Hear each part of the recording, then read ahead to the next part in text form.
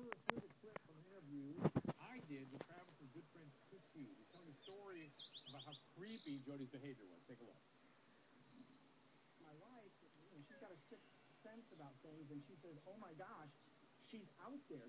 And then there's a knock at the door, and it's Jody. Now this is in the late hours of the night. She's supposed to be asleep in another bedroom. We continue our conversation.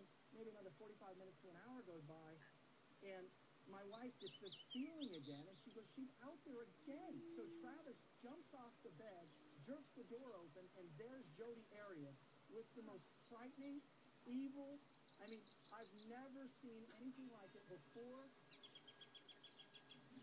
Tara, we heard a lot of people reporting things like that here on this program, and we have people, other programs that are reporting the same thing. I don't think you guys heard anything like that in the courtroom. Do you think that would have persuaded any of your peers? I think the stalking evidence, I don't know that that was really as big of an issue.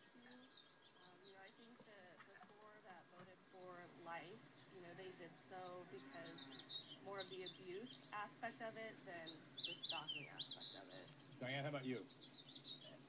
I tend to agree with Tara. I think that there was a real concern on the verbal abuse. But having said that, I think you could also look a little bit towards her behaviors and start to see that maybe he indeed was fearful or she was problematic, a little bit more to her personality. Yeah, you see, that's where we got, listening to the friends and family and everyone talk about what went down, was that, I know Mark Eiglar's is standing by, I'm going to have him bring in here in a second, but that we kind of understand that verbal abuse was a flurry at the end out of frustration from her behavior. Mark? Yeah, Diane, I've been dying to ask you this question. So you go back and you're deliberating whether she should live or die. 4 people say, we think it's abuse. I'm imagining then the others are saying, abuse? You mean harsh words for a psycho ex? What was said to that person or persons, and then what was their response in trying to articulate, no, we really think it was abuse, as opposed to just some harsh words for someone? We didn't have any violence in the jury room at all. But that abuse issue was one of an emotional and verbal. And for those people, they felt very strongly that it had been ongoing for some period of time.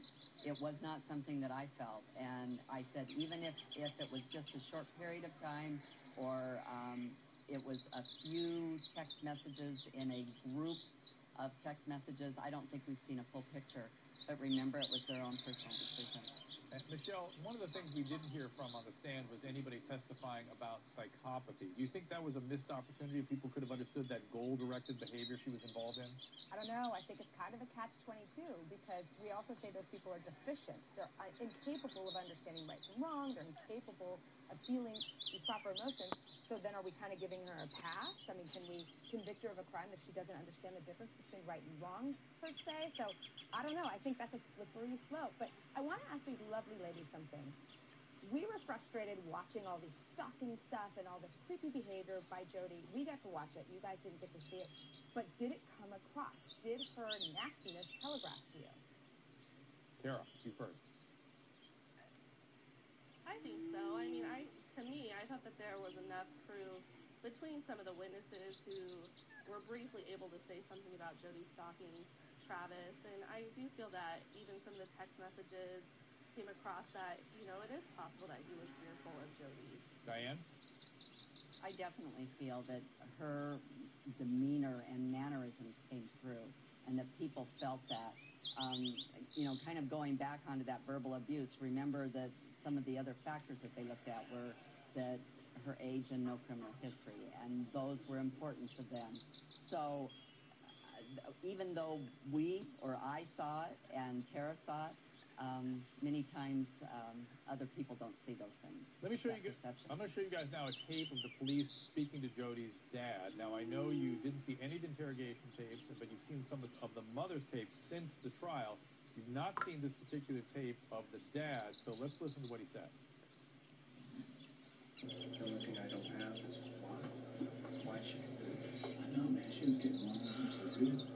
That day, I called her, and she couldn't even talk, and I go, what's going on? She goes, Travis was murdered. and flush it out a little bit for the jurors, too, what we saw, which is that the dad sort of relating to the daughter having a real serious deficit, and then him seeming to be kind of cold also. What did you see there? Right. Well, you see that kind of callous, lack of emotion at the very minimum. And I'm looking at that thinking, well, your daughter's a little psychopathic and doesn't have great emotional connection, and maybe he doesn't either. He doesn't seem to be in disbelief over this. He seems like, oh, wow, yeah, gosh, looks like somebody was murdered. Maybe Jody did it. That, to me, is so telling. Diane, do you have a reaction to that tape? I could definitely see that no remorse there. And that did hit me, and it's of concern to me. Maybe that's part of her family. I don't know. It does. Psychopathy has a genetic basis to it. Jenny, you have a question? Well, I did. It was sort of what Mark's question before was what I was thinking about, but to take it one step further regarding the abuse that the 4 jurors thought happened, that I definitely don't think happened, was any of it tied to the sexual stuff and the sexual content of the texting and the recorded voicemails and conversation? Either of you?